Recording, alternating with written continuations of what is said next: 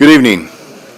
It's 5:30, so I'd like to call this meeting to order. I'd like to inform everybody about the location of the Open Meetings Act posted in the council chambers and accessible to members of the public. At this time, I'd like to offer a moment of silence and then followed immediately by the Pledge of Allegiance.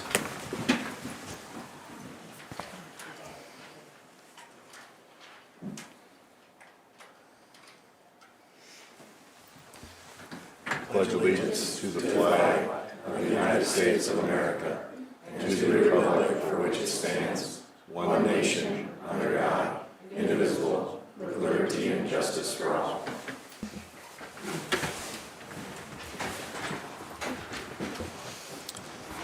All right, I need a roll call, please. Greenquist. Here. Arns. Here. Webb. Here. McCarthy. Here. Beckman. Here. Jensen. Hildebrand. Here. All right. I need a motion to approve the consent agenda. So moved, Your Honor. All right, please vote. All council members present voting in the affirmative. Motion carries. Then I need approval of the full agenda. So moved. All right, please vote. All council members present voting in the affirmative. Motion carries. Right, I guess we're on to the regular agenda. What's that? Yeah. Good evening, everyone, and thank you for joining us tonight. I'd like to take a moment to review the agenda and outline the process of this evening's meeting. After approval of the full agenda, we will proceed to the interview of the applicants for the open council seat for Ward 2. Each candidate will be brought in one at a time and will have 20 minutes for their interview. During this time, all questions will be asked by members of council. If there is time remaining after the final question, follow-up questions may be asked by the council. No public comment or questions will be allowed during the interviews. To keep us to stay on schedule, Kylie, our clerk, will provide visual time cues. When there is 1 minute remaining, she will hold up a yellow card. If the time limit is reached, she will display the red card. Once all three interviews are complete, we will open the floor for public comment. Following the public comment period, we'll take a short recess. During this recess, our city clerk will distribute ballots listing the names of the top applicants. Each council member will be asked to circle their name of their top choice for the council member seat. Kylie will collect those ballots during the recess, and I will deliberate on the results. After the recess, I will announce my nomination and request a vote to confirm the selection. Thank you for your participation and cooperation as we work through this important process tonight.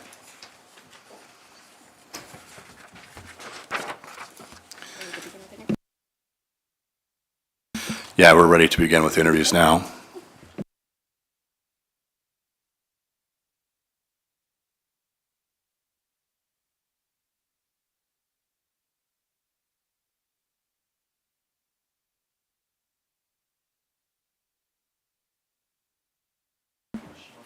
Good evening. Does he need to state his name to sign in? No. Sure. How do you do that? I'll wait for her to get back and then we'll proceed.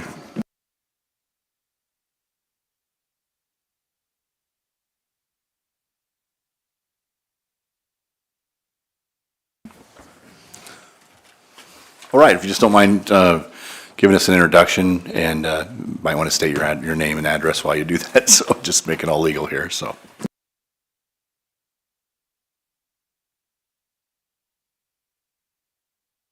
About myself. So, born in Iowa, raised in Nebraska, grew up in a small town, Tacoma, about halfway between Omaha and Sioux City. Moved here in 1990 after I finished medical school and residency at the university system. About 5 to 6, 7 years practice in OB with Dr. Verbicki, then myself for about 20 plus years. Solo practice, on call every day, all day, 24/7, lots and lots and lots of babies, and I can't find anything better than maybe being on the city council than handing somebody their babies. Joined the hospital system in about 2018, and since 2019, initially part-time and then full-time, I've been one of the vice presidents and chief medical officer there. I kind of say I transitioned from taking care of one patient at a time to taking care of 1,000 patients at a time. Lots of leadership roles in that time frame, both local, state, and national. I was on the board of the Nebraska Medical Association, chair of the Greater Nebraska Medical Caucus, which represents all the physicians outside of Lincoln and Omaha, was vice chair and then chair for the Nebraska section of the American College of OBGYN. With that, we represented 6 states, 2 provinces. So not only did we represent Nebraska, these areas, and Canada, then also that was a national meeting as well. And now I'm here, hopefully, to do this. Well, thank you.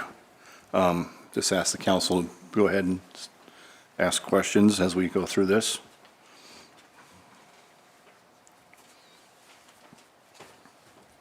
Yeah, you guys can, we're going to ask the same questions throughout, so. I'll just note, I guess, since I was in the interview process initially, I'll probably just not ask any interviews and let some that weren't in there go ahead and interview. Did everybody get the notes from those interviews, or I guess you probably at least got the applications, right? The four Applications, yeah, and the 4 questions we asked in the interview, so. But I didn't have anything further for any candidate, really. I guess I would just like to state for the record, I will not be participating in asking any questions this evening. I was just newly elected. My platform was that I would be listening to the citizens and using their voice to come forward. I've had many, many calls today and texts from people very upset about how the system played out. The rules, in my opinion, have not been followed.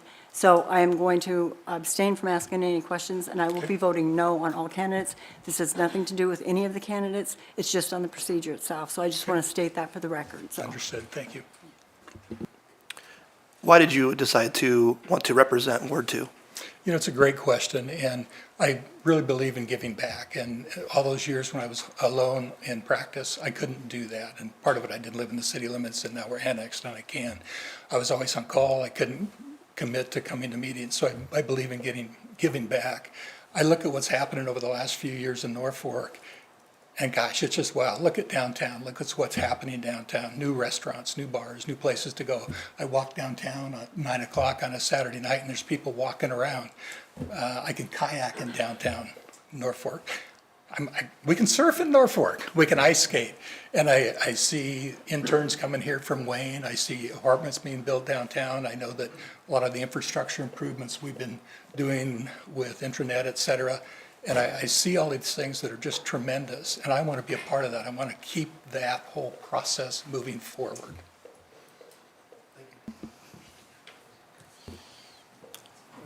I do have a question for you. What is one key issue you feel our city's facing right now, and what solution would you propose? You know, I think a key issue that not only cities but businesses all over are facing is just rising costs. Inflation has gone up a lot. So to keep our infrastructure intact, to keep growing like we're growing, I think it's the cost and how do you fund that? You know, right now I look on the internet and I see that our levy is really low. I think it's the 3rd highest or 3rd lowest in the state. So how do you keep growing, keep moving forward, and at the same time keep our taxes as little as we can? How do we get people to move into Norfolk? And so I think part of it, you know, you try to recruit businesses. I think you keep people living here. You hire and work with good people to do a good job of it, keeping your expenses low.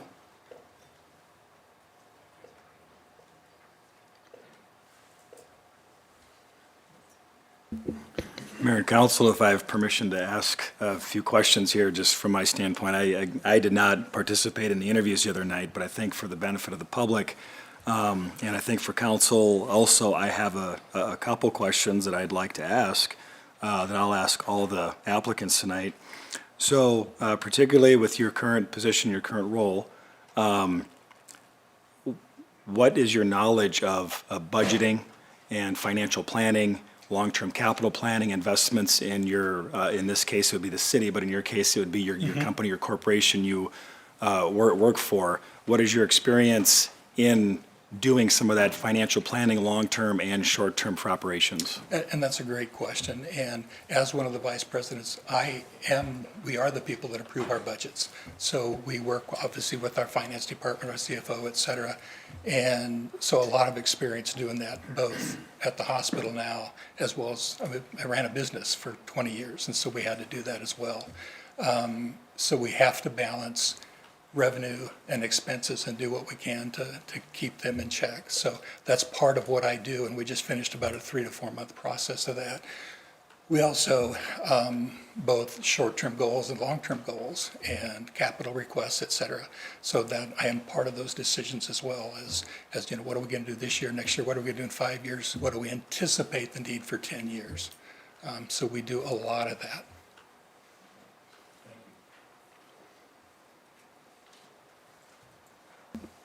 I'll ask, what are your priorities for maintaining and improving our city's infrastructure, roads, water, sewer, et cetera?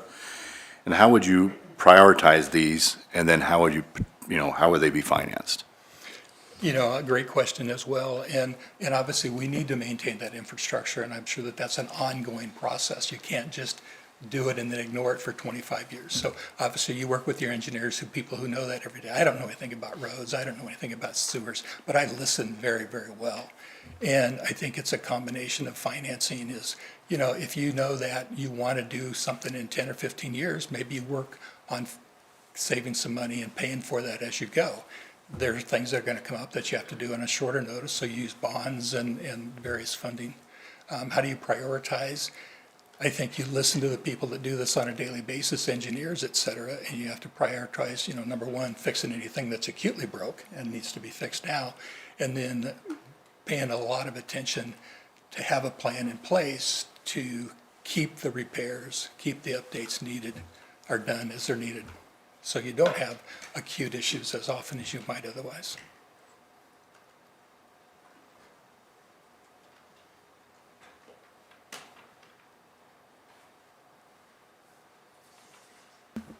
You stated the use of bonds, this is just a quick follow-up, the use of bonds in some of those, in roads, water, and sewer. When would you find it necessary to use bonds, and when would you find it more important to use, like try to save the funds before trying to bond? How would you prioritize that? I'm not sure I can answer that question completely with my knowledge so far. You know, I Sure. think it's listening to fellow council members who have been here longer than I have, is probably the best answer I can give you. Yep, I understand. So is my inexperience in that a little bit. Yep, Again, I listen very well. right.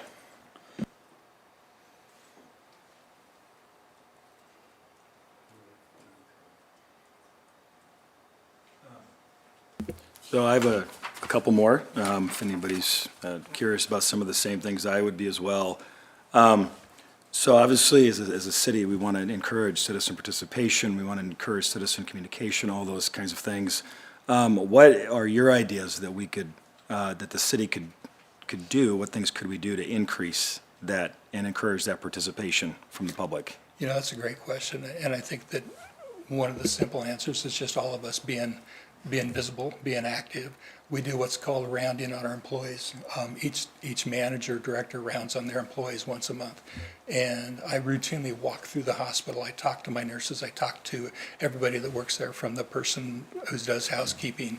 And it's kind of directed rounding. And it's what's working well, what's not working so well. Do you have the tools you need? And that's going to be harder in a city to do that. But I think as we're out in the community and talking with people, you just say, hey, you know, introduce yourself and say, I'm a councilman, and you know, what is going well? Surveys, kind of successful. They're a little expensive, but I think you do some of that. Be as open as you can in the media. But I think the biggest thing is you talk to people, ask questions, and listen, as Sue mentioned. I think that's so important, you know. I don't know what nurses do. I mean, I know what they do, but I don't know how I can make their job better unless I ask and I listen to them. So I think the listening is very, very important. And it is so important that we listen to both in where I work, but as well as the city.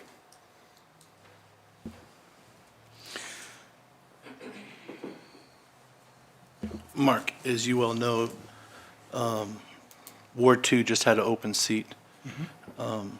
Did you put in for any elected office, or why didn't you put in for the seat when it was up for election here? I seriously considered running for mayor.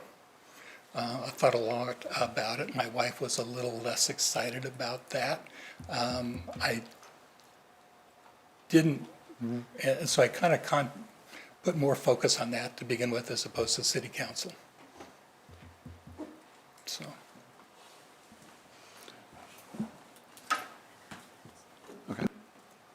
TIF is an economic development initiative used by developers and kind of a hot topic right now. Yeah.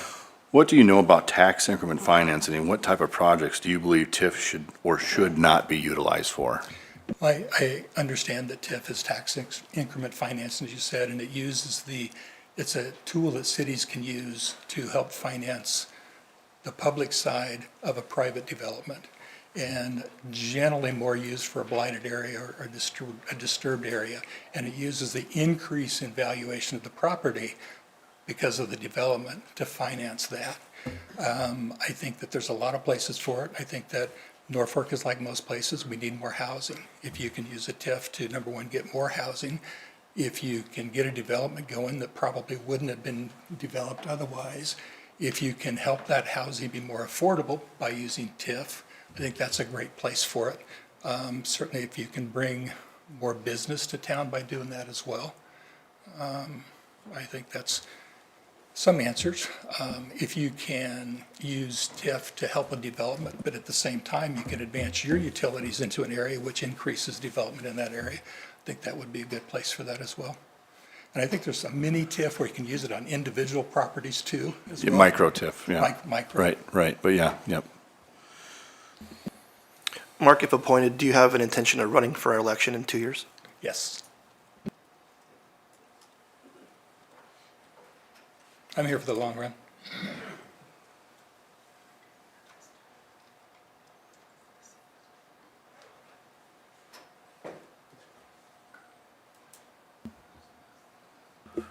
Maybe to the councilmen that were in on the interview process, you can speak to why you chose Mark and what you guys saw to let him be one of the three.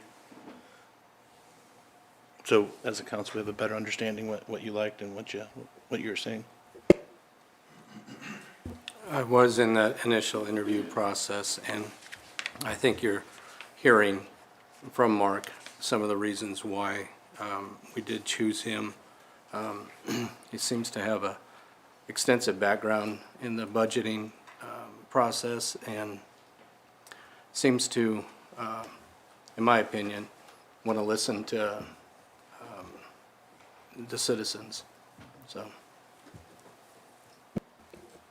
I'll just add a little bit to that question, Webb. I think and I would say this amongst all three candidates, it's kind of odd saying it in front of one, but I'd say it in front of all three, that I felt I was looking for somebody that would work with council, would work with city staff, but also work with the community, the chamber, the school system, nonprofits, whatever's in front of us. And the calm, collected Mark that we have in front of us is how it was in the interview. His open and honesty, and his background on how he has served this community so far really made him stand out, in my opinion, on this one. So I guess for Mark and why I thought he was a good candidate is I felt, one, he's a very good team player. Corey mentioned he's calm, he's collective. One thing that he could bring to our council is his life experiences are different than everyone's up here. He's had a different profession than the rest of us. And I think he's seen all walks of life, and he can relate through his practice where some needs in the community are, and he also sees it from the medical community as well. So that's why I advanced Mark forward, is because I felt he had something to offer that could be really beneficial to an entire council and the city for that matter.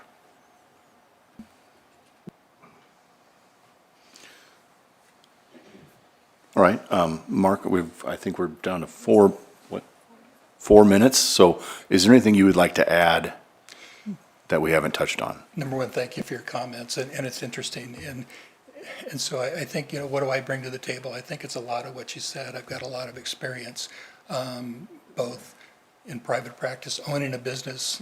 I'm invested in Norfolk. I've been here for 34 years, and I see the growth that has happened in that time frame. And as I said, I see the things that we're on a roll here. And my daughter's a vet. She moved here back out of vet school from K-State, and she left because she married into the Army. But she says, why didn't we have these things when I was here? And that's what young people want. I see people moving back to the community. We see people in our hospital moving back to the community. And I think we just need to keep that going, and I think I can help with that. I think that I do have the demeanor. It's interesting you said that, because this is what you see. I very seldom get riled. I mean, I work with babies. This is a life and a death thing, and if you get frustrated, if you get excited, you just can't do that. You just have to work and go forward. It's a great area to live. Love the area, love the lakes, love the people here. And, I think I delivered half the town. And I love it when I go downtown, and this happened just last week. Somebody said, you delivered me, and that happens all the time. I think, again, experience in the leadership roles that I've had, both at the hospital, you talked about budgeting. Our budget is a whole lot more than this. Not that this is a small budget by any mean. And a lot of experience with that. It's called the Certified Physician Executive.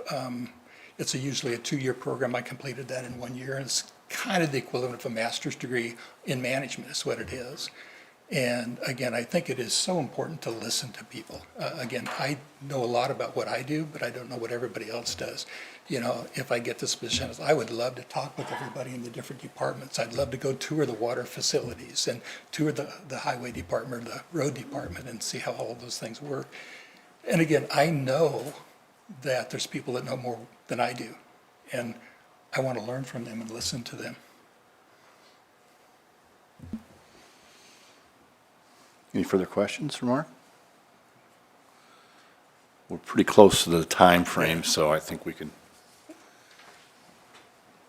I just want to say thank you so much. I just feel it's an honor to be in front of you, even to be considered for this and to make it past the first round. I was ecstatic, and I'm so excited to be here tonight, and will be even more excited if I get to be in one of these seats as well. So thank you all very much. I really, really appreciate your time and efforts, not just tonight, but in all you do every day. Thank you. Thank you. I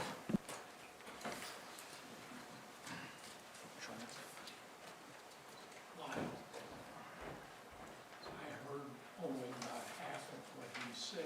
Can we check the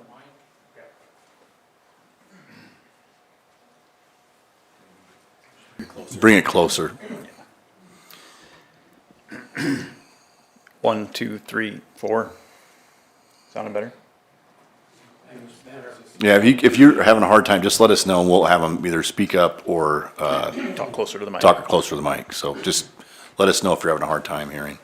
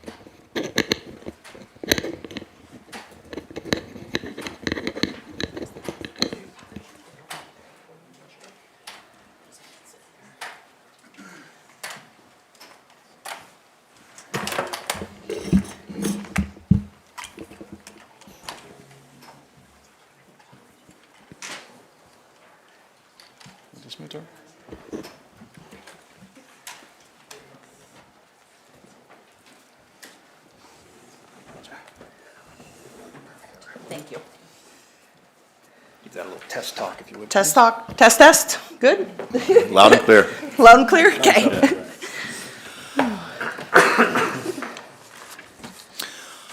Well, let's just do the obvious, state your name and, Yes. and then we'll get into the questions for you. My name is Sasha Bone. I am a member of Norfolk City, and I am here to kind of just express my consideration for Ward 2 and kind of share where I'm at, where I want to be, and my reason for the city council position. First question we'll ask tonight is, please tell us about yourself and why did you decide to apply to represent Ward 2?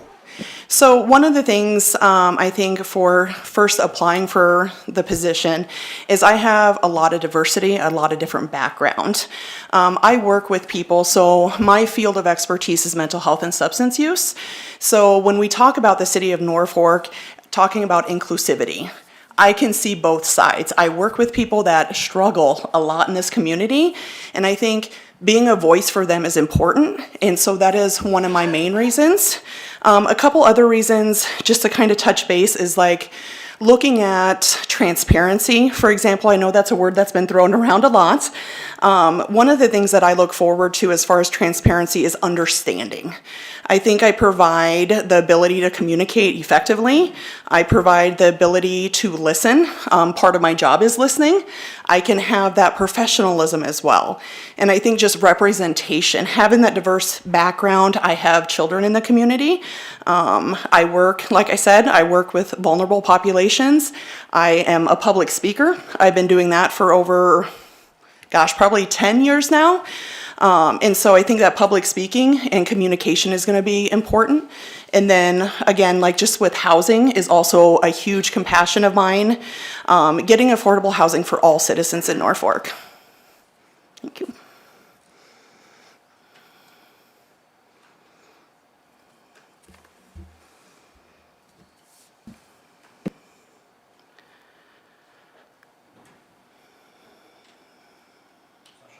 Same question I asked Mark. This seat was, a Ward 2 seat was open. Why didn't you run in that election for the seat when it was open? Well, as you can see, my knee was one of the main reasons. My injury started in May. And so knowing who I am as a person, and it kind of shows tonight, is my commitment. I had this surgery last Wednesday and I am here. And so when it came to the primary, I reached out, I asked, and at that time, looking at where I was, looking at my dedication and my commitment where I was at then compared to now, is I didn't have answers in May. And so after going through this process, again, reaching out, talking to people, because I did have concerns about like where things are at, where the city wants to be, kind of getting to know more about the city council. At that time, I didn't think it was appropriate for me to run. However, now, knowing that my leg is healing, it will be healed, I feel like this is my time to kind of get out there and shine. The other thing I will tell you too is the more time that I've invested in the city council over time, I think it takes a lot. It takes a lot of patience, drive, compassion, and dedication. And I really look truly at myself. Can I do this? And I am there today. And so I want to make sure that I am there, I am dedicated, I'm willing, I'm compassionate, and now knowing like that's who I am, and knowing that this knee thing is kind of out of the way, and especially having conversations with multiple city staff. I've had conversations, I'm working with city staff on some of the stuff. I've worked with a majority of you guys at some point or another, having that open dialogue, those open connections, and creating solution-focused things. Now I'm at that point for sure. Thank you. Sasha, I should just let you know, I did tell Mark, I won't be voting for any of the candidates tonight. It has nothing to do with you personally. I was newly elected. One of my campaign focus was on the citizens coming to me and saying, nobody's listening to us in city government. So that kind of prompted me to run. And my campaign slogan was a voice for the people. And I've had numerous calls today on the process of this procedure. And so I won't be voting for anybody, and I won't be asking any questions. So I just want you to know that this is nothing personal to you. It's just that I'm not going to go with the procedure. So just to let you know. Okay, thank you. Sasha, if elected, do you have an intention, or appointed, do you have an intention of running for election in 2 years? Oh, absolutely. Like, if I, and I don't know if all of you guys have with the application I put in, my letter of intent, all of those things. When I do something, I do something. Like, I don't back down. I think that is one of probably my biggest key things, is the ability for challenges. And here's the thing I will tell you. When I look at challenges, you guys, I like to change the word. It's not challenges, it's not obstacles. It's an ability to listen and have different perspectives and being open to it. And I think that's a huge thing. And so if it was up to me, I mean, I'd be on it for as long as possible. I will do my due diligence, especially like working in the community already as far as what I do. I think it's also important, like being a stakeholder, understanding the companies, the small town businesses that we have. And I'm going to touch base, even though with what Sue said, is a voice for the people, and I have that quality. And I think that comes with that public speaking, but also just the professional that I am. I do have a question for you. What is one key issue you think the city's facing right now, and what solution would you propose? Can I pick one, or can I give two within a short time frame? Just giving you One an option. option. Okay. I'm going to do an umbrella version of this. I'm going to focus, key issue is going to be housing. For those, as we know, the median, the last time I checked with the median household income is about $50,000 for a family. That does not include childcare. For those that do remember, or those that do not know, I was up here before about getting a childcare facility here in Norfolk to kind of help with that. With that also, so we have to be mindful of looking at what type of housing that we are offering within the price range of those. That's going to be a big priority. With that also being said, I'm going to tie in budget. I am very familiar with the way budgets work. However, not everybody is. When I was here for that budget meeting, I can tell you that there's a lot of complex numbers involved, and I would like to see more transparency, simpler terms, using visual aids, anything to help the public, because I think that's going to build that public trust. So going even back to affordable housing is, how do we get the public involved? When we can get them involved is, how do we build that community trust? Because I think that community trust is vital to our city council.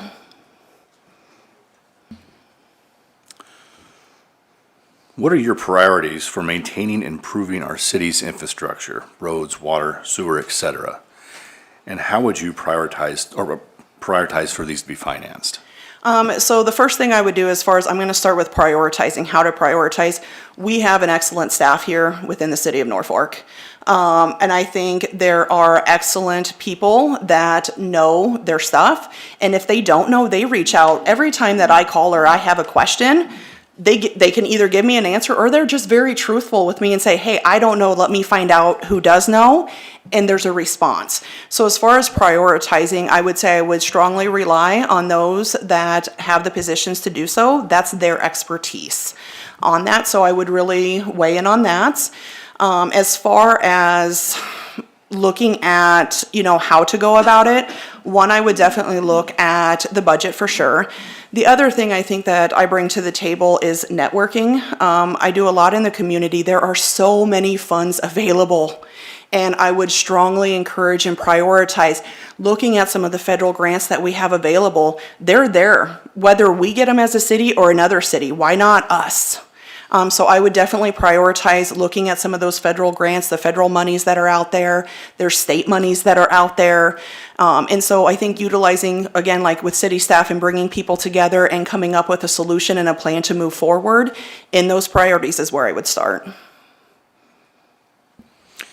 Obviously, with both roads, water, and sewer, there's great expense that comes with that. And there's times where the city saves those funds for that, and there's times where they've got different allocations they can use for different things. But sometimes we have to bond different projects. What would be something that would you could relate to or explain how you feel about bonding certain debt? Yes, okay, so here's my explanation of bonds. Is when I looked, for example, the Benjamin project, I'm just gonna focus on that, and I don't know the exact number, so you can correct me if I'm wrong, but just go with it if you could, with a vision, is let's say it was $15 million to bond. Okay, that's $15 million. If we were to save that money, how long is it gonna take us to save it as a city? I think it's fiscally irresponsible to save that money because guess what? 15, 20 years down the road, that $15 million project is at least going to be $60 million. To me, that's irresponsible to hold on and just wait, because the other thing too is with bonds and street, water, sewer, all of the infrastructure that's put into it, we can look at fixing what is okay right now instead of waiting until it's in complete disrepair. The cost savings that you do in the interim and getting things where they need to be sufficient instead of waiting till the end in an emergency situation, to me, if you were to wait till that emergency situation, that's irresponsible. And I want to be one of those that say, hey, where are we at today? I want to talk to people and see exactly where's our infrastructure at, what can we do now, what can we do in the future, and making sure that we're sustainable. Thank you.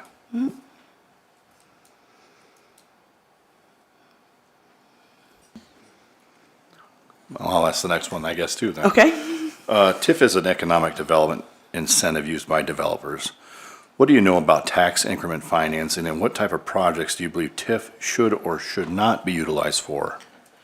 Okay, so TIF, I look at TIF, there's two different ways, okay? So the first one, I'm gonna focus in on commercial real estate, for example, commercial. The way that I look at TIF is think of it about getting the ball rolling. Once we start a development and a project, you're going to get people to come in, you're gonna get people to work, and then more investment is gonna be done within the community. There's more revenue, there's more sales tax. So in an essence, TIF is a phenomenal thing to use.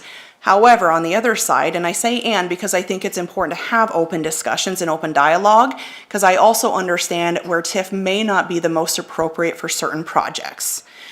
Residential, it's kind of the same thing as residential. It's great to have a development, great to get started. And one of the examples, I'll just share this, is like with Meadowlands. I know that was a TIF when I was part of those conversations as well, as I understand the premise behind it, where, people move into those homes and then people move into their homes. It's kind of that snowball effect. However, with that one, I truly believe that I don't know if the voices came together as much as what people thought they would be, and I would be honored to be that voice of getting everybody's opinions, or everybody that wants to provide opinions, I should say that, because when it comes to TIF, I think it's important that we get the input from our public. It's our constituents. This is what leads our city. It helps with our decision-making skills.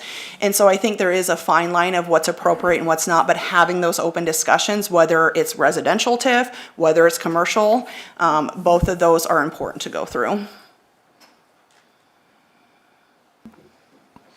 Well, we've gotten through our 4 questions that were stated to ask, so you guys can ask some more, if you got any follow-up for her, that'd be great.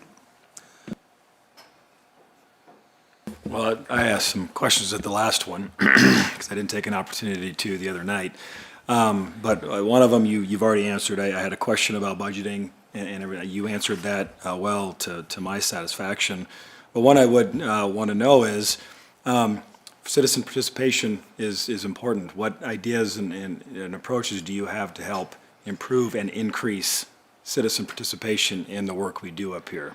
So I think one of the big things is I would have no problem, like communication is huge for me. So whether it's via email, whether it's via phone calls, if there's small groups that want to get together and talk about it, I'm all for that. For example, this Friday, I'm getting together with some leaders because we found something within the city ordinances that like, hey, let's try to find a solution.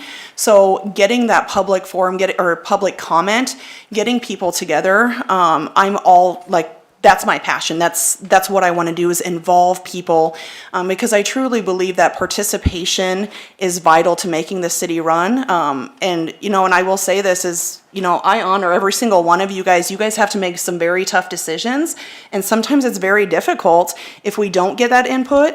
And I think having like being part of the city council, if I were to be nominated for this position, I would be the one going out to the public. I would be trying my best to get these meetings lined up, hearing people, and just bringing that to the table.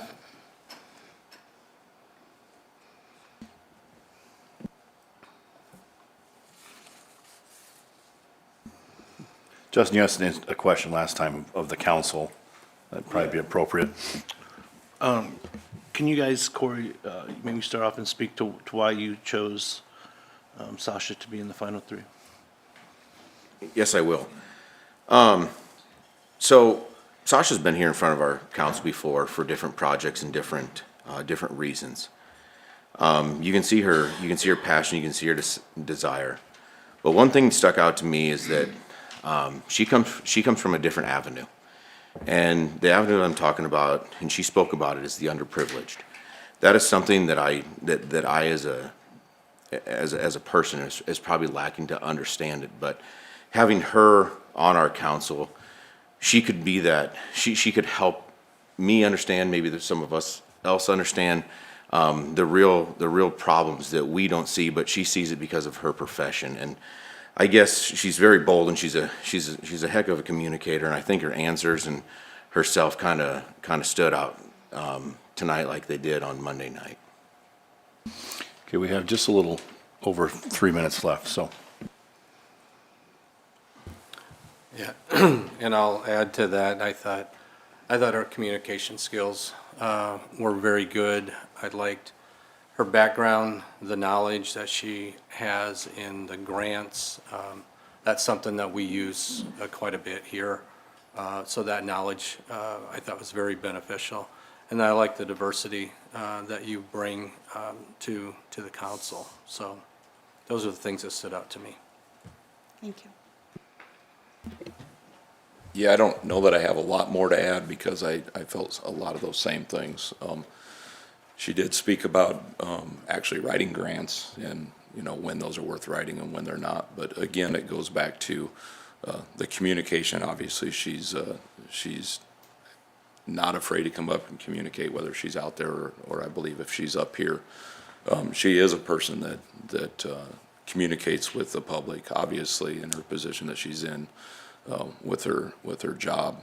But also, again, like I said, somebody that I think could help bring together every different aspect, whether that's council, staff, schools, and chamber, and you name it. So I think she has a good head on her shoulders. It could help all of us in this community. So. Roughly 2 minutes left, so would you like to add anything that we haven't touched on? I'll just kind of share, I do have a closing thing that I just want to make sure you guys understand, where I'm at, and you guys kind of touched base, but the biggest thing for me is going to be transparency, collaboration, open communication. I think you guys kind of touched base that you saw that, and so I do appreciate you guys recognizing that. Those are my very strong points. My experience, with public speaking, for example, it allows me to clearly communicate, and I'm solution focused. I think that's a big thing is, when I say solution focused, it's not just my ideas. That open perspective of hearing the community needs and coming together and making those solutions together so everybody feels that they're a part of. I'll end with that. And I just want to say thank you so much for your consideration. It is truly an honor to be up here with you guys and present who I am as a person and why I want to be on the city council. Thank you. Thank you.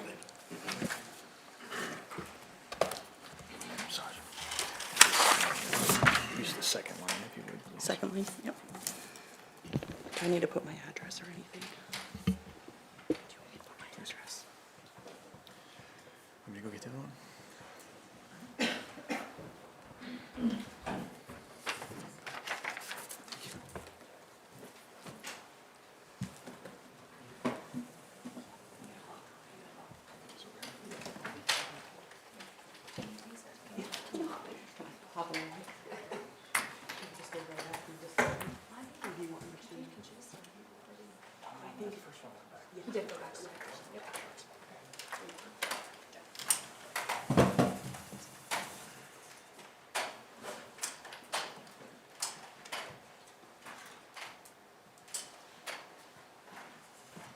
everybody hear a little better on that one? Okay, thank you.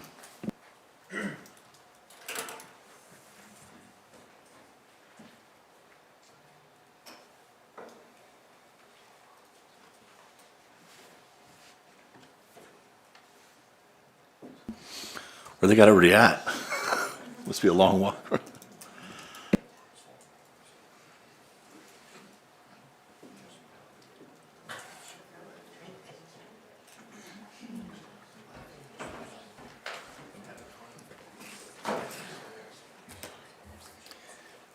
Evening, John.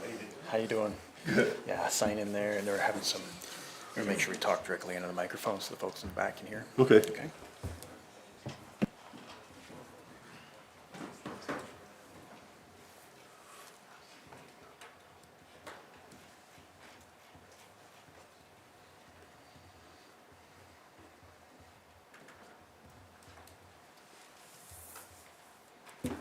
Good evening.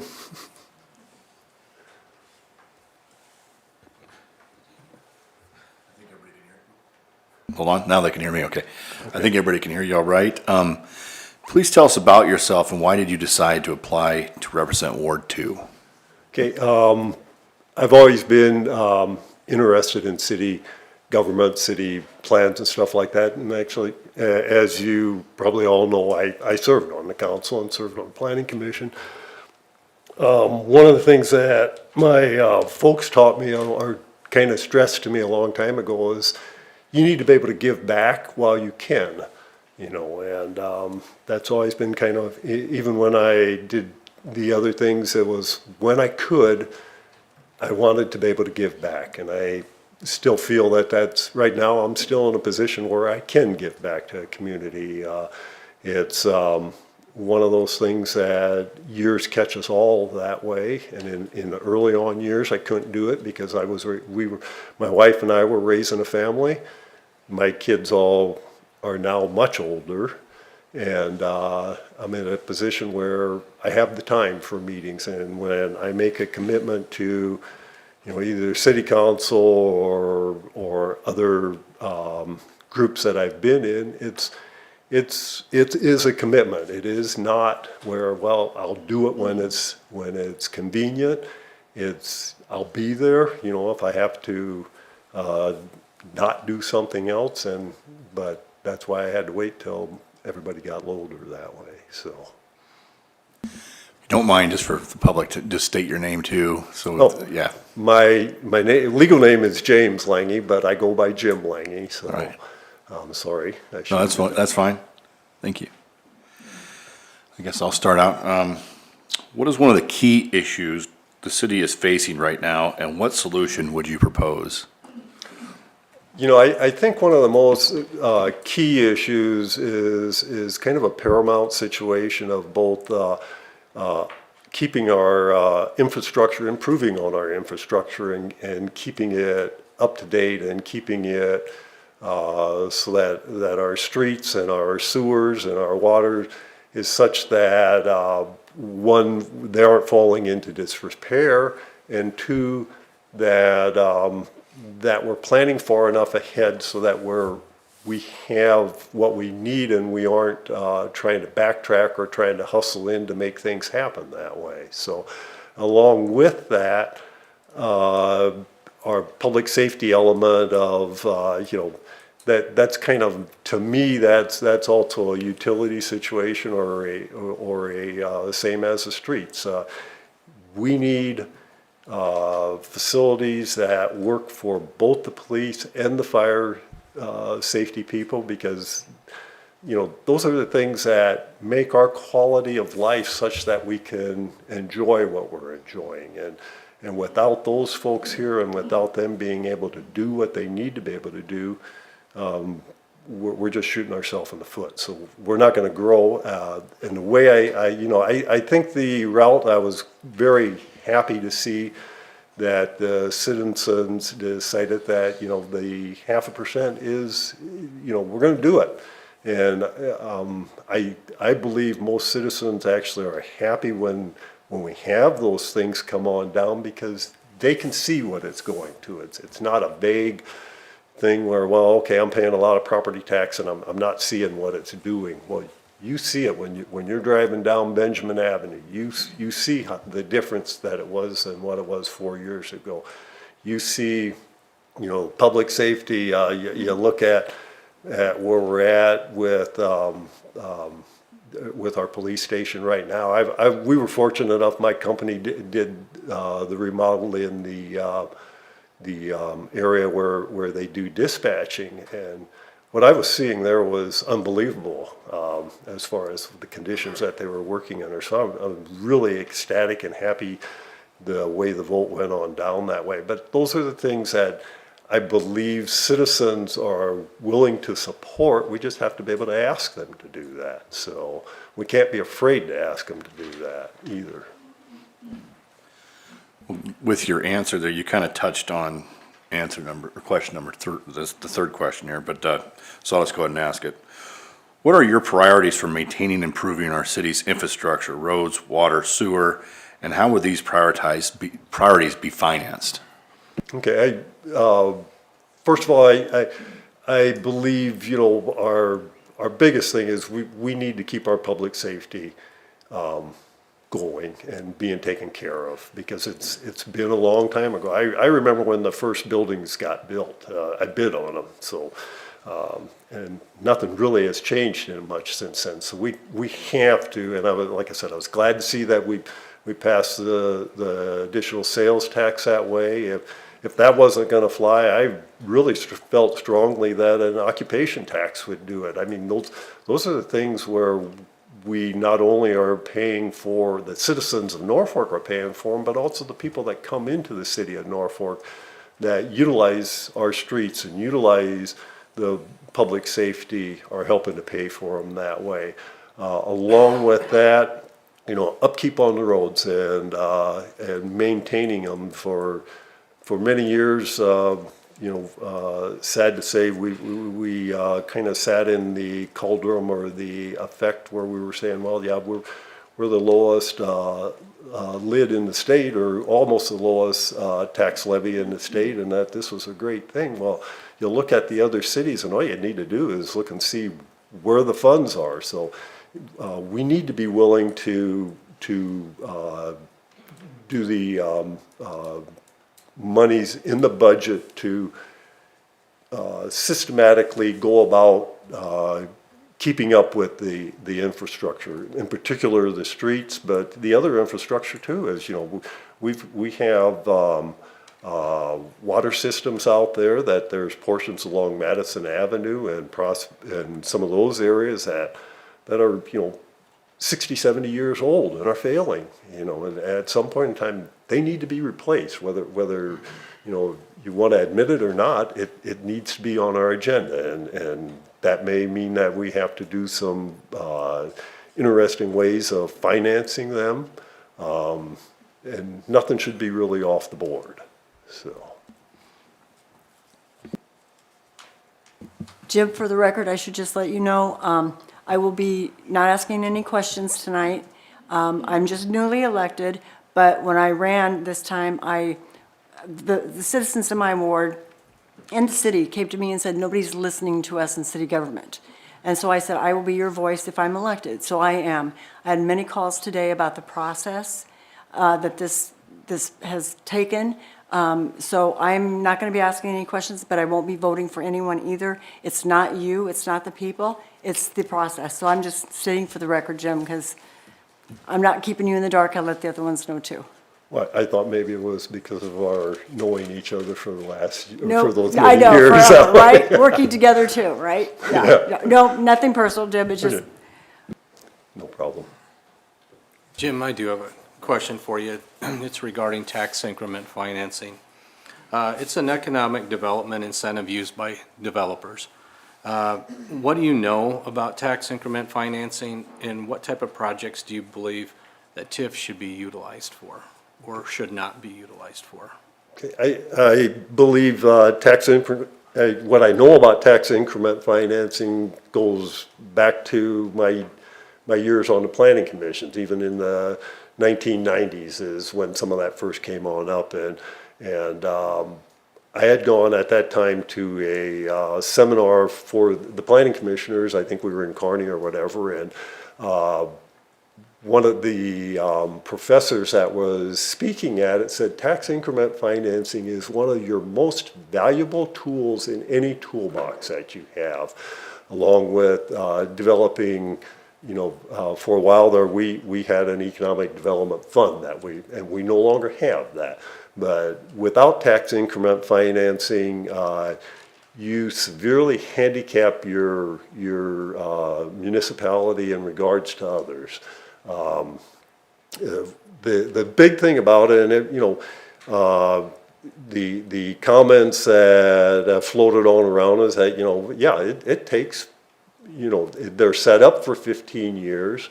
I will tell you, and Randy will be able to show you if you really want to ask him. You can look at many of the tax increment financing ones. One of the first ones that I remember was the development of the Hy-Vee area on East Norfolk Avenue. What was it used for? It was used to get the site ready for them to develop and build that store there. If they had not done that, they had property out north of town that they were looking at going to, and we would still have, if you were around at that time, you'll remember what we had. It wasn't a pretty site. It helps clean up areas and make it so developers will actually do those things there. Again, it's one of the most valuable tools. I do not see a lot of things that it shouldn't be used for. I've heard rhetoric that, well, it shouldn't be used for housing or for some things like that. And again, to go back to my planning commission days when we were sitting in the seminar, he was talking about TIF financing also, one of the things, and they said, it's a very valuable tool. And even now, when you do TIF, they send out notices to the different governing bodies, the school boards, the county, and tell them that you're doing a TIF. And the presenter at that time said, hey, the only people that should ever be upset about a TIF project occurring is the school districts. And that's because if you're doing a TIF project for a multifamily housing situation, you're bringing in a lot of kids, and they may not be set up to handle that on an educational basis. But he said, she said that you have to remember that they're set up for a maximum, in most cases, of 15 years. But when you look at the records across the state, and particularly if you look at the records in Norfolk, Nebraska, most of them have paid off or been paid off within 3/4 of the time. And the other thing that comes along with it, I'll say, well, the city's not getting those funds, or we're not having those funds, but we are getting the other things that come along with it. The developer pays the taxes regardless, the increased taxes. What we're getting out of it, though, is with our sales tax, we have increased sales tax occurring there. We have other people coming in to the municipalities, excuse me, and we're just improving areas that would not have occurred that way. So I watched the proceedings here pretty much every night whenever they occur on my computer when I can that way, and I just see that it is a tool that we can't be afraid to allow to be used. I do agree with Mayor Clausen's idea that we need to establish just some guidelines and boundaries so that people know. Because, one of the main things that you see anymore on the presentations is, well, financially not feasible if we don't have TIF. And I would say in most of the cases, that's probably actually quite true, even in some of the housing situations, So I support using TIF quite a bit because, we're going to need to be able to run with that tool as long as we can. My greatest fear is that the state legislature, because of some abuse that's occurred in some of the outstate areas, is going to significantly impact the municipality's use of TIF that way. Excuse me. We've got, Jim, oh, sorry, go ahead. If appointed tonight, would you be looking to run for election in 2 years? At this point in time, I can't say that I would or wouldn't. Everything kind of depends on, what occurs, I'm not the youngest chicken in the coop anymore. You guys, I remember when you were in high school, so we won't talk about that, but, so I'm not the youngest, but as long as I'm capable of doing this, and it also depends on who I see as probable candidates, I was unaware of the majority of the candidates that submitted here, and of the 3 finalists, I am honored that I was selected that way, but the other 2, I've got no problems with any of them that way. So I've always been a big advocate, and I was always happy in the years that I had gotten elected that all but one of the times I had somebody that ran against me, because the most discouraging thing for me is that if, especially Ward 2, which, is a growing area that way, and if you can't get somebody to run against the incumbent, it's discouraging. So it tells me that there's a lack of interest there, so. Jim, I'll just ask, that's why I asked the other ones. The seat, Ward 2 seat was just open. Why didn't you run for that seat when it was open?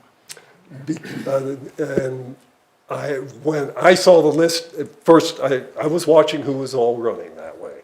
And the incumbent signed up, and I am very happy with Mr. Orange's, or Councilman Orange's, work ethic and what he does on the council and those items that way. And then I saw that he had opposition also, and I was going, I support Councilman Orange very strongly, and he does as good a job as any that I see, and so I didn't see that I could do better that way, so I did not.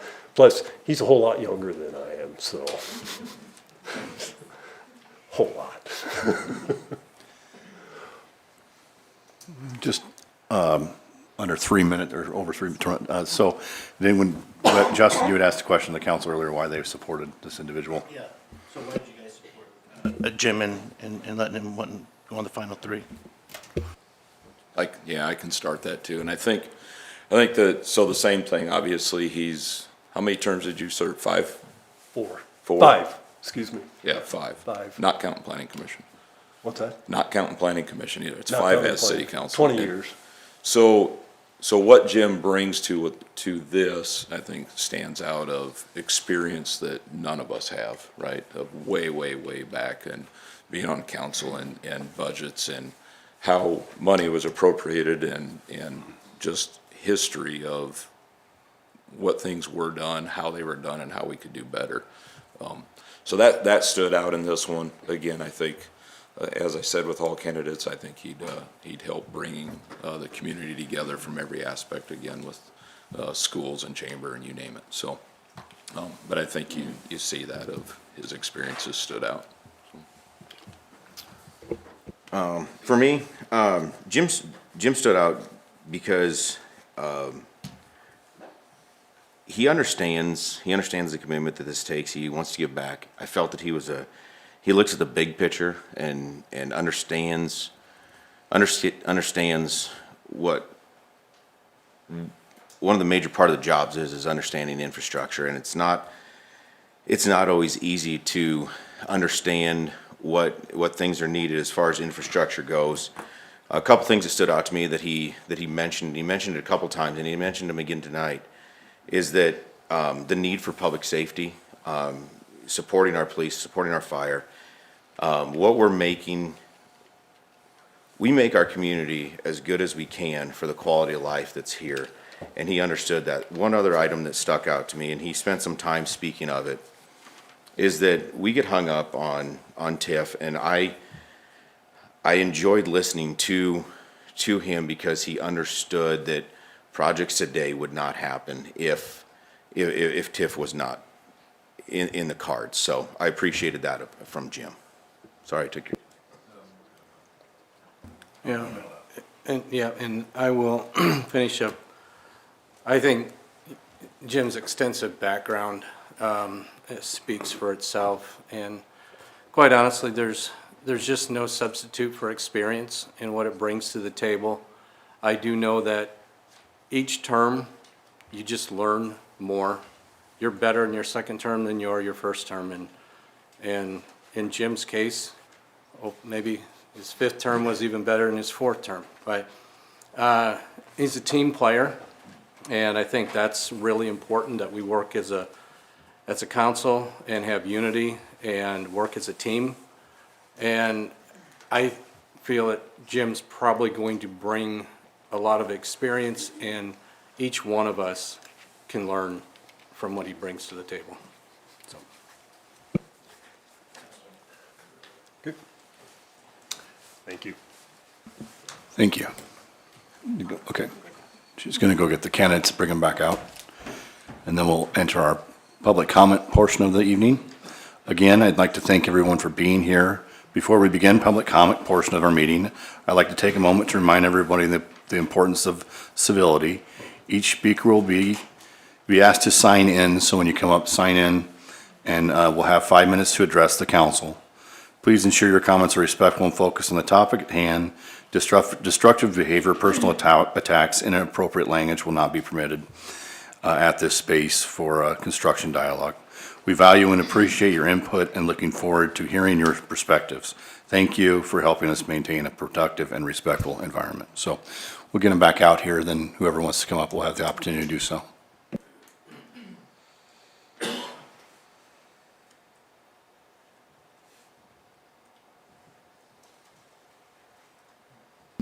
Jim, where'd they have you at? It seems like a long walk away from here. That's true too, yeah, yeah. Feel bad about passing her that way.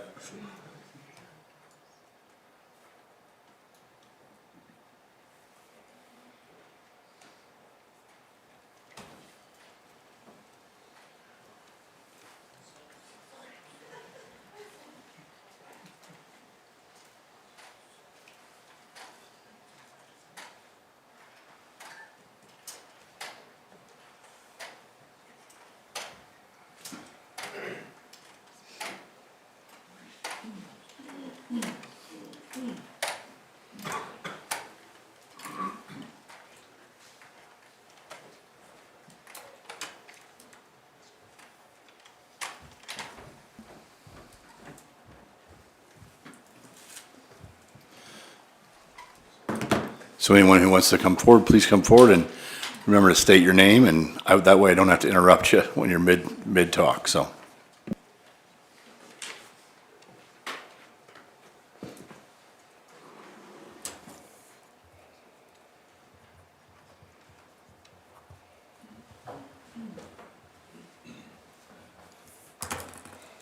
Good evening, Mayor and Council. My name is David Jansma. I just wanted you to appreciate and remember, pick the candidate. There were definitely 3 different views tonight, and that's great. But pick the candidate that will represent the citizens of Norfolk, and for some reason I'd like them to represent the senior citizens of Norfolk. But definitely 3 different views of how they consider this community. And I just encourage you to think about it and pick the one that will benefit all of us, you included. Okay? Thank you. Thank you.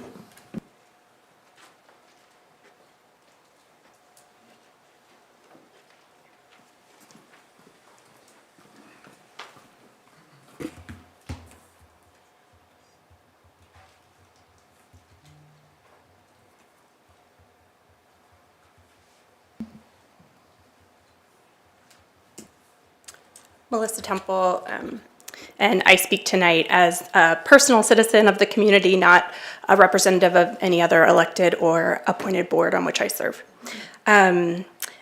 This was great hearing from all the candidates. I was really impressed that there were 12 that had applied. That's encouraging. So many people want to be involved in our community. probably a very hard job for you guys to whittle that down. And I hope that no matter what happens, that there's a lot of people that run for this position in 2 years. I think nobody should have an uncontested seat. And so I think that's encouraging. Just the community wants to be involved. And I don't know Mark or Jim, but I thought what they offered tonight was excellent. I think they're compassionate people, they're involved people and interested. But I want to talk about Sasha. I don't know her very well. I actually met her, I think, at a city council meeting because she was speaking up, and I was impressed that she just spoke with a lot of common sense. And I introduced myself, and when I heard that she was applying for this, I asked her, can I advocate for you? Can I come and speak on your behalf? Because I think she is the right person at the right time, and that's pivotal. Right now, we are dealing with infrastructure issues, but you're talking a lot about roads and water, but there's also social infrastructure, and that matters to a community. It matters to our growth and success, and we will thrive or we will shrink according to our childcare availability, our housing, our affordable housing, mental health services, the parks departments and the youth activities and the schools. And so all of these social infrastructure pieces are really, really important. And she has the expertise for that. She has the experience at the well and the link, working with the land bank, working with this homeless coalition that I've recently worked with her on to help provide a shelter for the people that are living on the streets or living in their cars right now. She's worked in public policy with Civic Nebraska. She has worked on budgets. She's gotten grants. She has state connections, not just city connections. So I think all of those would just make her an invaluable asset. I did ask her some hard questions. I called her when I heard she was considering, and I asked about, do you have a plan for availability? And she kind of explained to me that she has a really supportive husband. She has the blessing of childcare. Her boss is allowing her to have time off so she can be able to have this position. So she's thought through all of this. She's made a plan. Some of you are young parents, so you probably know the difficulty of balancing all of that. I asked her about her husband's position working in the city, and she said she already addressed that and talked to people in the city. They said there was not a conflict of interest. She might have to abstain from a couple of things, but other than that, I'm sure she wouldn't even be a candidate here tonight if you guys hadn't already vetted that out. So, she has thought through this thoroughly, and I know that there's a lot of, I guess what I just want to encourage you to consider is, what are the missing pieces on the council? What are the missing gaps of knowledge? So many of you are great with finance, with construction, with small businesses, but I don't know. I know you've worked at Envision, so you do fill in that gap, but there's still this missing piece, I think, with people that have been in the social service sector, who have been with low-income residents, people with mental health issues, and they matter to this city. They may not always come and show up to meetings, but their voices matter. They're important, and so she would be, I think, a representative for those folks and everybody else in the community. So I fully support her. Thank you. Thank you.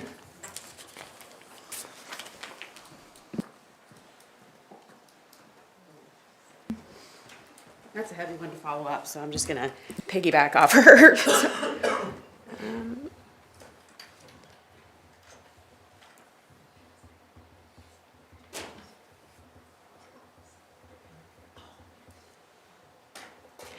Okay, I am here representing myself, but I'm also here as a voice. I'm sorry to interrupt you. You have to state your name. Oh, sorry. I am Sabrina Garner, and I'm try not to tear up because I'm just going to kind of go off of what she had just spoke on, because I have been a part of that vulnerable population. I'm a single mother here in your community. I came here to seek support for my drug addiction, my mental health, and Sasha was a part of an organization, obviously the Well here in town, that supported me and helped me, thrive and just get my life back. I come to these meetings now. I come because I want to see the other side, but I also come to be a voice for the ones that I know and the people that I've walked life with, and to bring insight into that. And I think that I know Sasha's dedication and her passion, not only to the vulnerable population, but to the community as a whole. She's one of my greatest mentors. I idolize her drive and her compassion. And one thing for certain, two things for sure, is that if she doesn't know, she will work tirelessly to get the statistics, the data, and come with all of that heavy hitting stuff that then here I come following up like, I know nothing about this, but, and she will work tirelessly to come to a solution. And not only just, like I said, for the vulnerable population, but as our community as a whole. And so we're really bridging those gaps. I as well have been sitting with the endeavor towards the homelessness crisis that we're dealing with right now. So that's also very interesting, and just to see the passion and the love of the community, and where even you individuals as well see that there is that need, and then trying to find a solution in it. So I thank you for listening to me, and that's all I have. Thank you.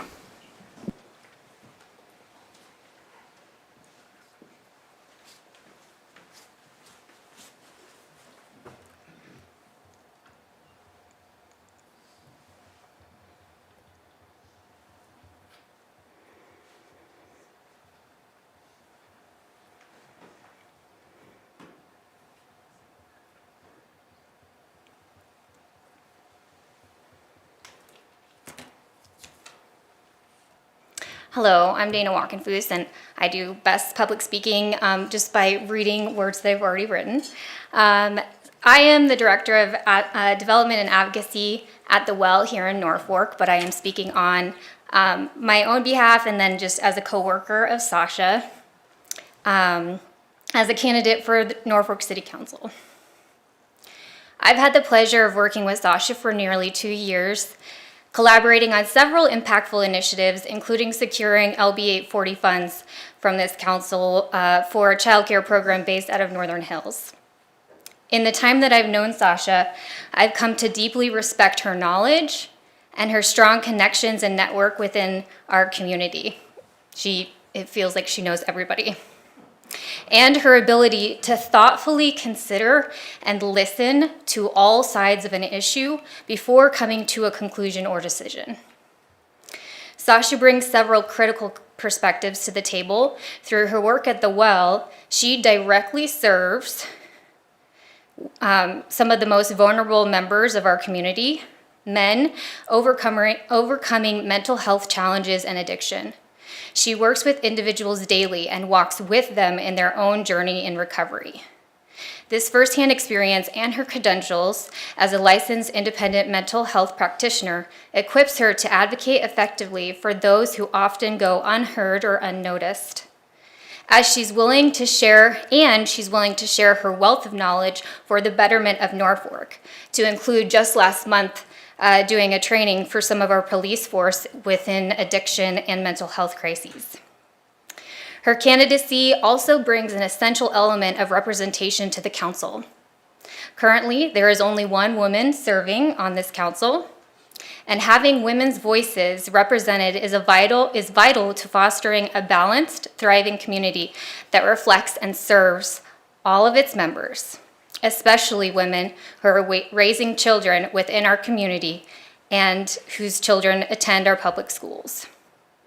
I've witnessed Sasha's passion for making Norfolk the best it can be, not just for those in her district, but for every citizen. She is exactly the kind of thoughtful, dedicated, and inclusive leader we need on our city council, and I encourage you to join me in supporting her by appointing her as the city council member for Ward 2. Thank you. Thank you.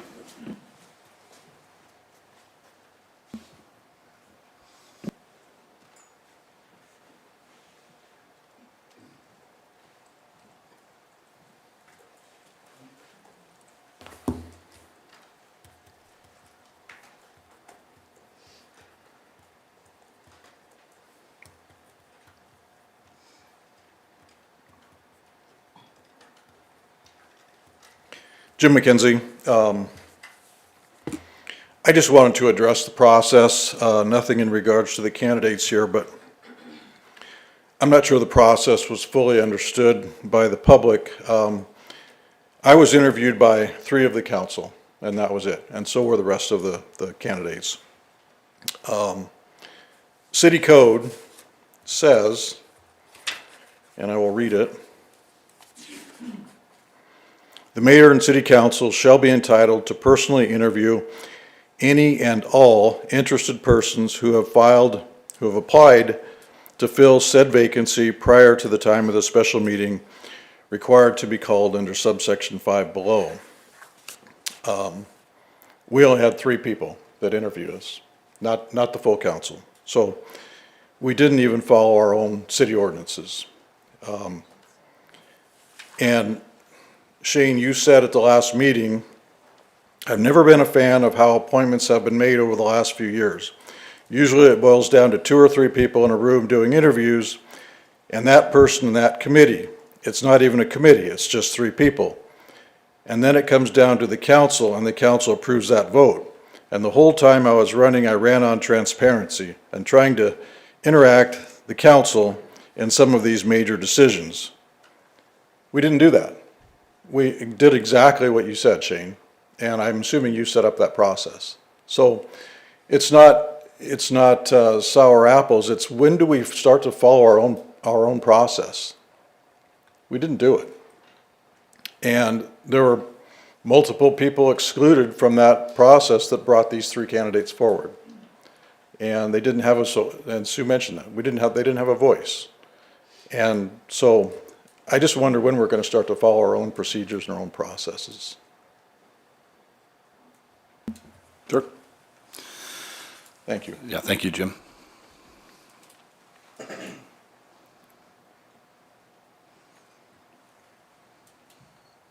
Any else have any comments this evening?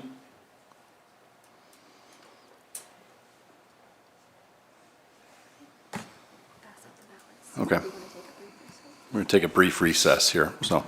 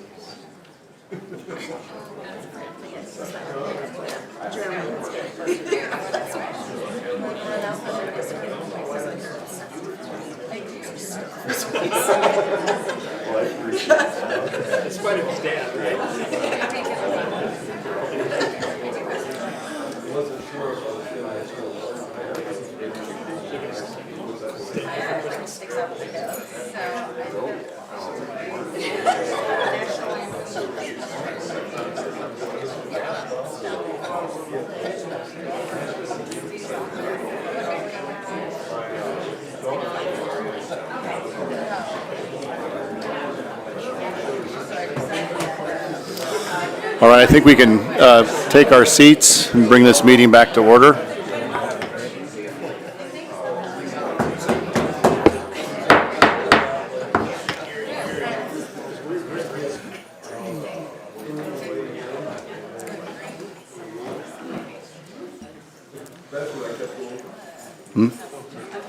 Yeah.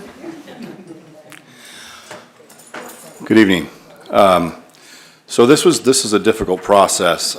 We had unbelievably outstanding candidates that applied for this position. I can say every single one of them was more than equipped to handle the position, and I think the interviewing process was a tough one. We've got a lot of, and it's encouraging to see the citizens in this community come out, 12 candidates in all. I think that's impressive to see when in a particular ward, and good to see. It's healthy, and it brings up healthy discussion and how things are done. With that said, of the three that were presented to me here, all very qualified candidates, and I would encourage all of them to continue their process moving forward from here. I think they'd be unbelievable council people in any given time. With that being said, the nomination I'm going to throw out is Jim Lange. So I would need a second, or a motion and a second to accept that, and then we would vote. I'll make a motion to accept your nomination. Second. Please vote.